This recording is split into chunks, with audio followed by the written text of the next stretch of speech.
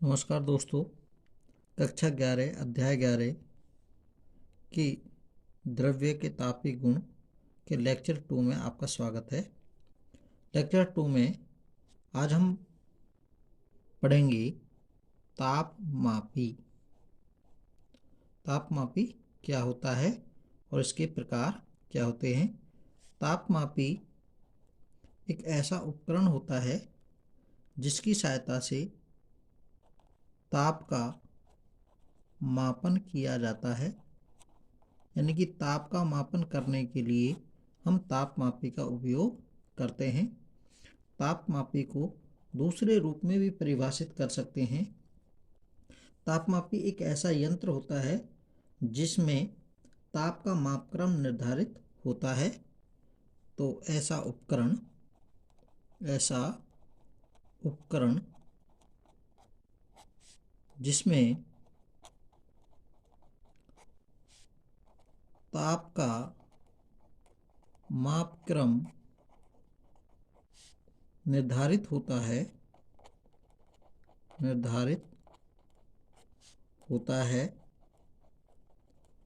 तापमापी कहलाता है।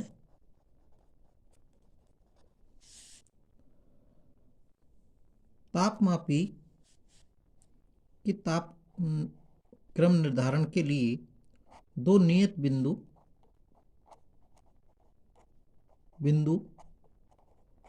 निर्धारित किए जाते हैं, जिसे नियत संदर्भ बिंदु भी कहते हैं। एक होता है हिम बिंदु और एक होता है भाप बिंदु। हिम बिंदु उस ताप को कहा जाता है जहां पर जो जल होता है वो बर्फ अवस्था में बदलता है। उस पॉइंट को हिम बिंदु कहा जाता है, यानी कि उस ताप को हिम बिंदु कहा जाता है। और भाप बिंदु उस ताप को कहा जाता है जहां पर जो जल होता है वो जल उबलता है। यानी कि जब हम गर्म करते हैं तो जिस ताप पर जल उबलने लग जाता है उस ताप को भाप बिंदु कहते हैं। और हिम बिंदु उस ताप को कहते हैं जब जल जमना या बर्फ में बदलना प्रारंभ कर देता है। उस बिंदु को हिम बिंदु कहा जाता है। इस आधार पर तापमापी में एक तापक्रम निर्धारित किया जाता है।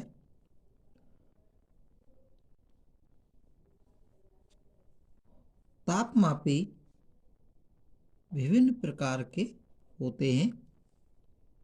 तापमापी के प्रकार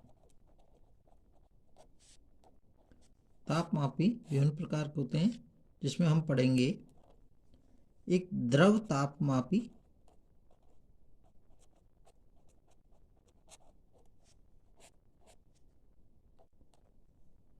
द्रव तापमापी का जो उदाहरण होता है वो पारा तापमापी और अल्कोहल तापमापी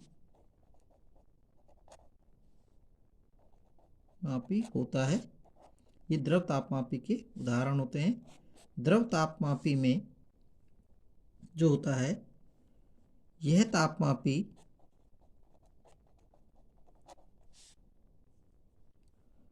ताप के परिवर्तन के साथ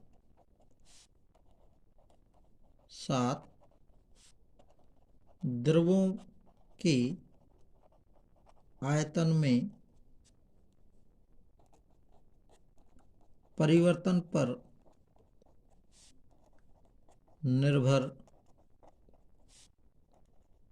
करता है। यानी कि द्रव तापमापी में जो द्रव लिया जाता है उस द्रव का आयतन ताप पर निर्भर करता है। यानी कि ताप बढ़ता है तो द्रव का आयतन वृद्धि होती है और घटता है तो द्रव के आयतन में कमी होती है। इस तापमापी की जो परास होती है वो परास कम होती है और इसकी सुग्राह्यता भी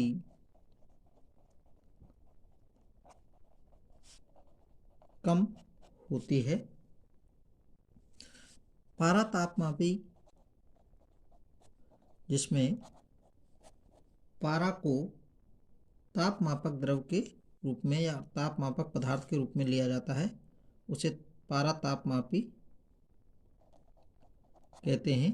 तो पारा तापमापी की जो परास होती है वो -30 डिग्री सेंटीग्रेड से 350 डिग्री सेंटीग्रेड तक होती है। और पारा तापमापी में कुछ राइटर्स -50 डिग्री सेंटीग्रेड भी लेते हैं, तो ये दोनों ही हो सकती है, -30 डिग्री से 350 डिग्री सेंटीग्रेड या -50 डिग्री से 350 डिग्री सेंटीग्रेड होती है। अब आते हैं हम दूसरा, गैस तापमापी। गैस तापमापी। गैस तापमापी वह तापमापी होता है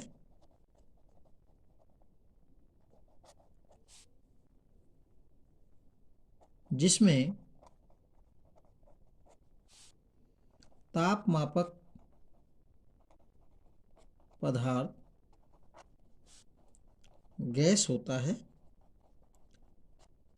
गैस तापमापी कहलाता है।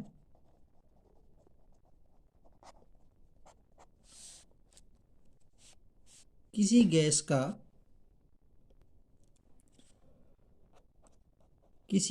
का आयतन व दाब ताप पर चार्ल्स के नियमानुसार निर्भर करता है कि किसी गैस का आयतन व दाब चार्ल्स के नियमानुसार ताप पर निर्भर करता है। चूंकि द्रवों की अपेक्षा गैसों में प्रसार अधिक होता है, इसलिए इनकी जो परास होती है वो परास भी वृहद यानी कि बड़ी होती है और इनकी सुग्राह्यता यानी कि गैस तापमापी की जो सुग्राह्यता होती है वो सुग्राह्यता भी अधिक होती है। इसीलिए ये मानक तापमापी भी कहलाते हैं। इसलिए गैस तापमापी को मानक तापमापी भी कहते हैं। इनमें गैस तापमापियों में विभिन्न प्रकार के गैस तापमापी जैसे हाइड्रोजन गैस तापमापी, इनकी जो परास होती है -200 डिग्री सेंटीग्रेड से 500 डिग्री सेंटीग्रेड। एक होता है हीलियम गैस तापमापी, इसकी जो परास होती है तापमापी की वो -268 डिग्री सेंटीग्रेड से 500 डिग्री सेंटीग्रेड होती है। एक होता है नाइट्रोजन गैस तापमापी, जिसकी परास -200 डिग्री सेंटीग्रेड से 1600 डिग्री होती है। तीसरा होता है प्रतिरोध तापमापी। प्रतिरोध तापमापी। प्रतिरोध तापमापी में प्लेटिनम धातु का उपयोग किया जाता है, यानी कि प्रतिरोध तापमापी में प्लेटिनम धातु का उपयोग किया जाता है, क्योंकि प्लेटिनम धातु का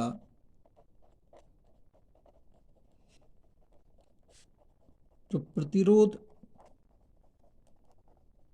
जो होता है, प्रतिरोध का मान ताप बढ़ाने पर समान रूप से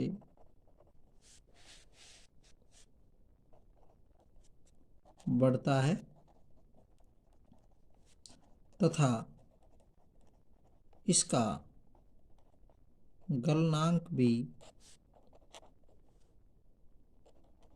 अधिक होता है। इसका गलनांक में क्या होता है? अधिक होता है। और प्लेटिनम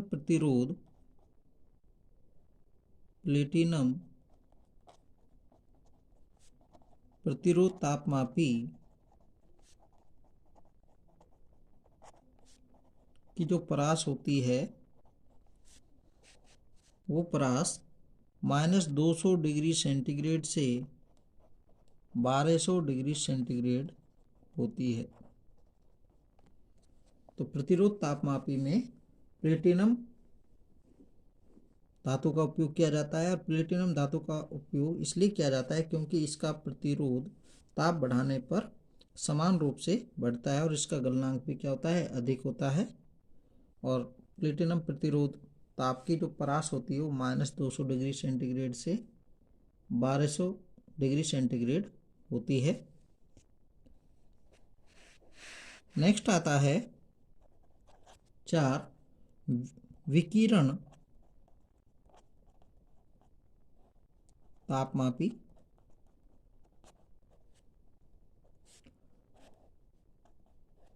ये जो तापमापी होता है, ये तापमापी किसी पिंड या भट्टी आदि द्वारा उत्सर्जित विकिरणों के मापन पर आधारित होता है।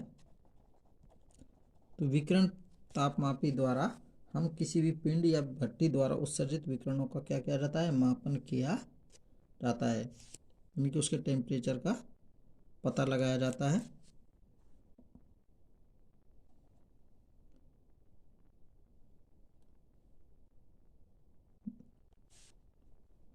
नेक्स्ट तापमापी आता है चुंबकीय तापमापी।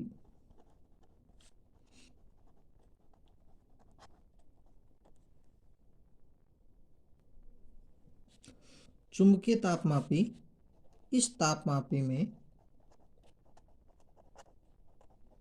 में जो पदार्थ की चुंबकीय प्रवृत्ति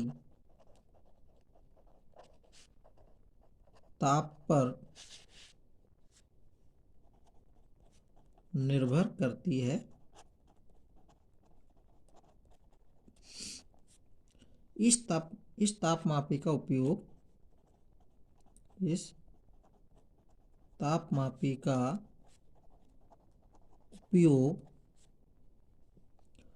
परम शून्य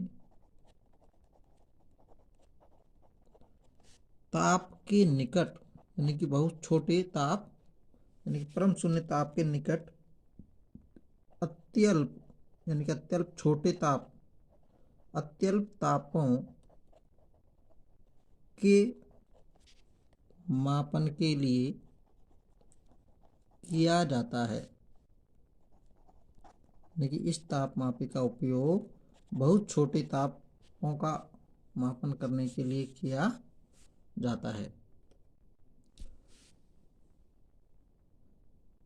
धन्यवाद।